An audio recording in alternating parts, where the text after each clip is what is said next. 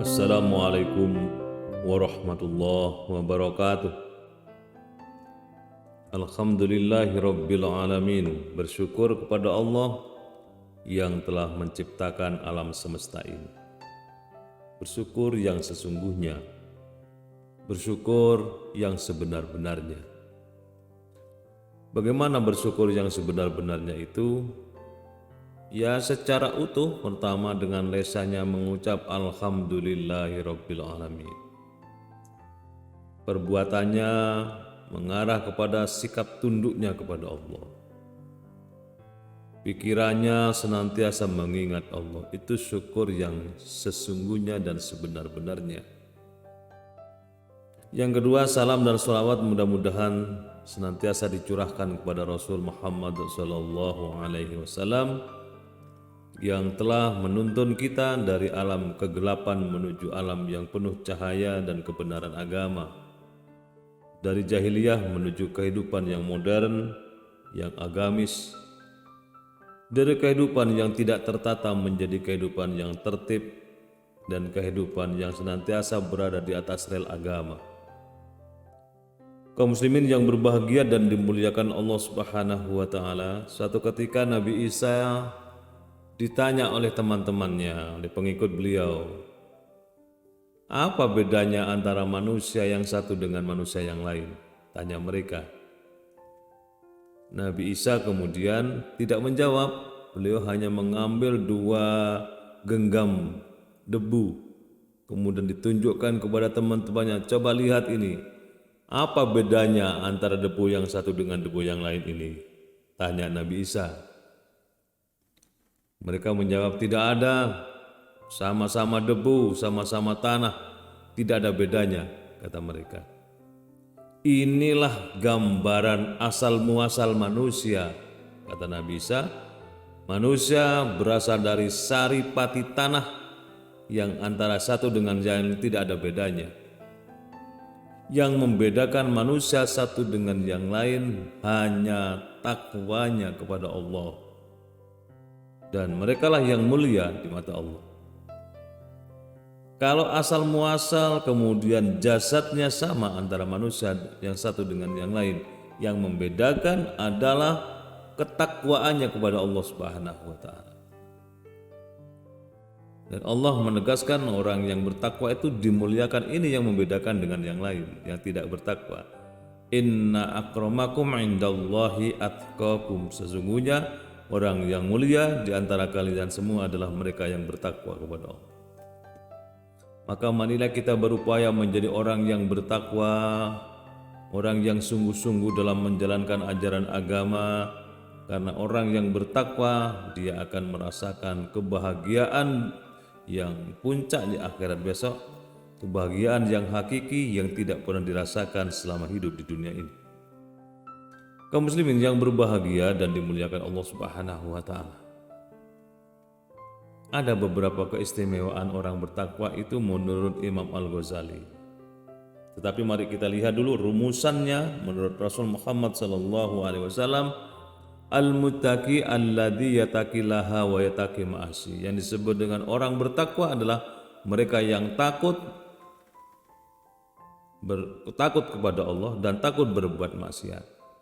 Takut kepada Allah itu maknanya melaksanakan perintah-perintah Allah. Dan kalau kita perdalam lagi, melaksanakan perintah Allah itu dengan sepenuh hati, penuh keikhlasan, penuh kesungguhan, dan istiqomah dalam hidupnya itu. Jadi orang yang bertakwa itu singkat kata, hidupnya tertib, hidupnya baik, hidupnya luar biasa. Maka tidak aneh kalau Allah menyatakan inna akramakum indallahi atqakum. Sesungguhnya orang yang mulia di antara kalian semua adalah mereka yang bertakwa. Nah, kembali kepada apa yang disampaikan oleh Imam Al-Ghazali, bahwa orang bertakwa itu mendapatkan sejumlah keistimewaan di mata Allah Subhanahu wa taala. Yang pertama, orang bertakwa itu dipuji dan disayang oleh Allah. Allah memujinya, Allah menyayangi mereka. Sebagai bentuk pujian seperti ayat tadi yang saya sebutkan, sebagai bentuk kasih sayangnya Allah nanti akan membalas mereka dengan balasan yang sebaik-baiknya. Itu sebabnya tidak ada ruginya Bahkan kita senantiasa beruntung, berbahagia, menjadi pemenang kalau kita di hati kita ada ketakwaan kepada Allah Subhanahu wa taala, karena kita akan dipuji dan disayang oleh Allah Subhanahu wa taala. Banyak orang yang kepingin dipuji, tetapi pujian yang mereka inginkan hanya sebatas pujian dari manusia. Maka Allah mengingatkan besok di akhirat ada orang yang datang kepada Allah membawa laporan kehidupannya. Allah bertanya, untuk apa ilmumu dulu di dunia?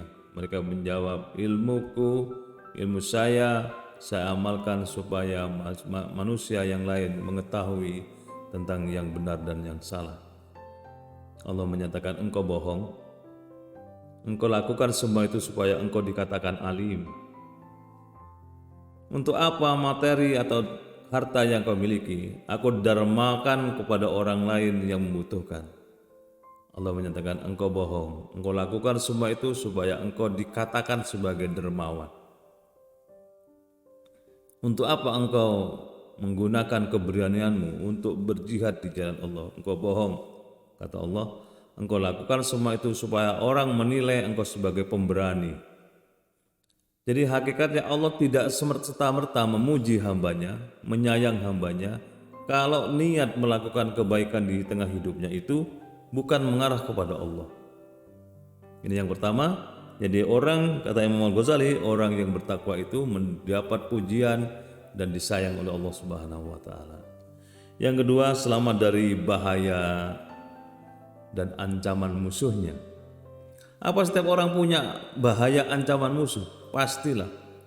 Jangankan kita sebagai manusia biasa, Rasul Muhammad SAW, beliau adalah utusan Allah, beliau adalah orang yang mengajak-ngajak kebaikan, senantiasa menyeru kepada kemaslahatan dalam hidup ini.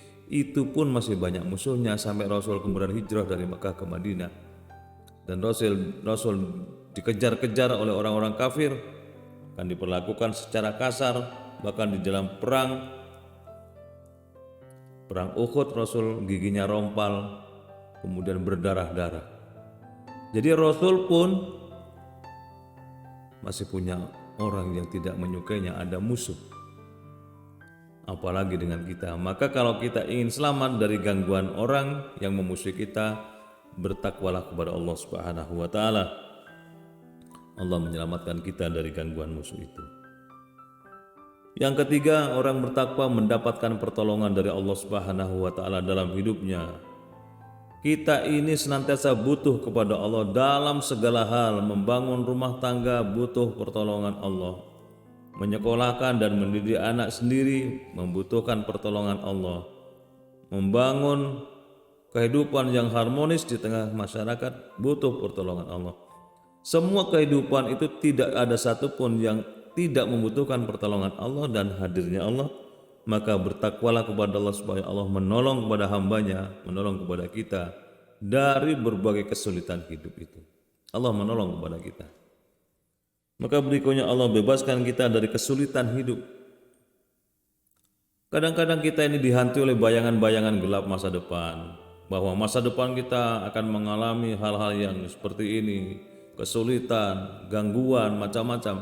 Itu yang menghantui pikiran kita. Tapi kalau kita mantap bertakwa kepada Allah, ada kemantapan hati, kita bersandar hidup kepada Allah, maka hantu-hantu masa depan, sesuatu yang menghantui kita itu akan lenyap karena kita hanya bersandar kepada Allah Subhanahu wa taala.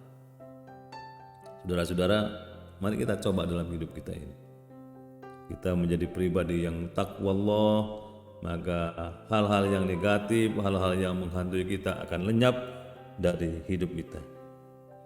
Bahkan Allah melepaskan kita dari kesulitan ekonomi kita, dari kesulitan beban keluarga kita.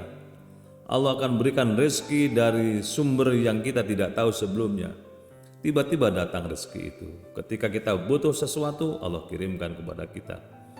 Sering kita rasakan betapa Allah itu maha murah kepada kita. Ketika kita membutuhkan sesuatu yang sangat mendesak, sumber sudah buntu, maka Allah kirimkan kemudahan itu kepada kita. Ini tanda bahwa di hati kita ada takwa kepada Allah. Wa man yu'adzim sa'airallahi fa innaha min taqwal qulub, kata Allah. Barang siapa yang suka mensiar-siarkan agama Allah, tanda di hatinya ada ketakwaan kepada Allah. Marilah kita sebarluaskan kebenaran agama itu supaya ketakwaan kita semakin terpancar dari hati kita. Berikutnya, amal perbuatannya senantiasa membaik dan membaik. Orang yang bertakwa itu senantiasa ada peningkatan derajat, ada grade yang terus bertambah, semakin tinggi, semakin dekat kepada Allah. Begitu seterusnya, kemudian dia terakhir sampai nazak dalam kebaikan. Itu yang disebut dengan husnul khotimah. Orang yang husnul khotimah dalam meninggalnya, maka orang lain banyak yang menyayangkan kenapa orang baik kok meninggal lebih awal. Banyak orang yang menangisi kebaikan orang itu. Sementara ketika lahir dia menangis, orang lain tersenyum. Ketika meninggal dunia dalam kebaikan husnul khotimah, dia tersenyum, orang lain menangis karena kehilangan. Berikutnya, orang yang bertakwa, kata Imam Al-Ghazali, diampuni dosa-dosanya. Jadi kalau kita ingin diampuni dosa-dosa kita di mata Allah, mari kita bertakwa yang sungguh-sungguh kepada Allah, menjalankan perintahnya, menjauhi larangan-larangannya. Kemudian orang bertakwa dicintai oleh sesama manusia. Orang lain senang melihat kita karena hadir kita menggenapkan, bukan mengganjilkan. Karena ada orang di tengah kehidupan kalau datang mengganjilkan, kalau dia tidak datang menggenapkan.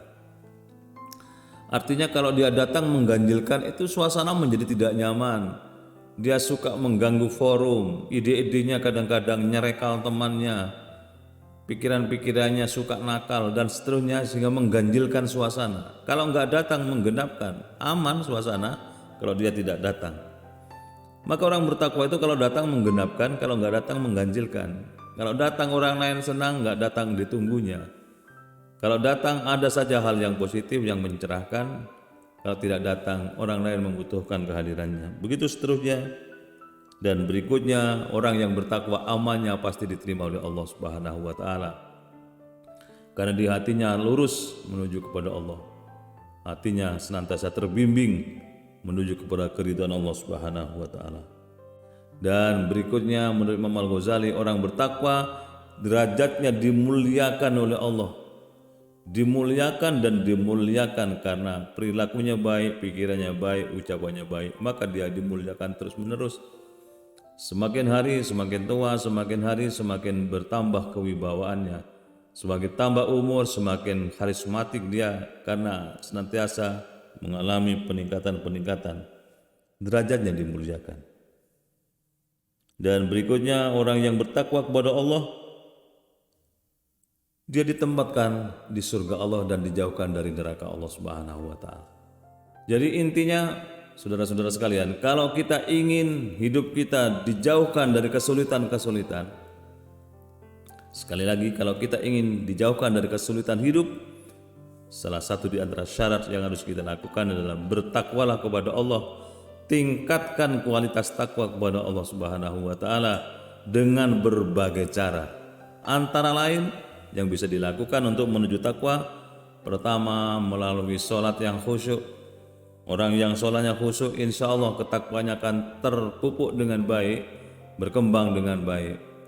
Dan orang yang sholat, Allah nyatakan qad aflahal mu'minun, sungguh untung orang mukmin, alladzina hum fi sholatihim khasyi'un, yaitu mereka yang sholatnya khusyuk.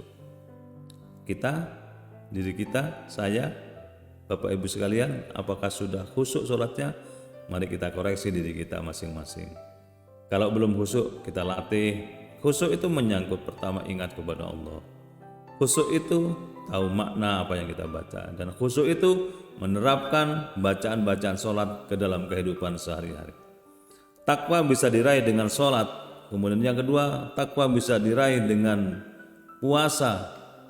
Bagaimana dalam surat Al-Baqarah 183, di ujung ayat Allah menyatakan la'allakum tattaqun, setelah ada perintah puasa. Ya ayyuhalladzina amanu kutiba alaikumusiyam kama kutiba alal ladzina min qablikum la'allakum tattaqun. Kata la'alla, menurut ahli tafsir ada yang menerjemahkan pasti. La'allakum tattaqun, pasti kamu bertakwa. Nah, yang kedua dalam puasa itu ayat-ayat yang berkaitan dengan puasa, la'allakum tashkurun, agar kalian menjadi orang yang pandai bersyukur. La'allakum yarsyudun, agar kalian menjadi orang yang cerdas memahami makna hidup ini. Itu orang yang bertakwa. Bertakwa bisa diraih dengan sholat, bisa diraih dengan puasa, dan yang ketiga, takwa itu bisa diraih dengan zikrullah yang sebanyak-banyaknya. Orang yang berzikir insya Allah hatinya akan tenang. Ala bidzikrillahi tatma'innul qulub. Kalau hatinya tenang, maka dia tidak akan neko-neko hidupnya, dia akan lurus berjalan menuju kepada keridhaan Allah Subhanahu wa ta'ala. Itulah antara lain gambaran kalau kita bertakwa kepada Allah. Menurut Imam Al-Ghazali akan mendapatkan beberapa keistimewaan, antara lain dipuji dan disayang Allah, diselamatkan dari bahaya musuh, memperoleh pertolongan Allah, dibebaskan dari kesulitan, dan seterusnya sampai kemudian ujung-ujungnya kita dijauhkan dari neraka, ditempatkan di surga Allah. Mudah-mudahan apa yang saya sampaikan ini bermanfaat untuk kita semua, dan Allah meletakkan kita, menuntun kita, membimbing kita menuju jalan yang Allah ridhai, yaitu mencapai derajat takwa kepada Allah Subhanahu wa ta'ala. Terima kasih. Assalamualaikum warahmatullahi wabarakatuh.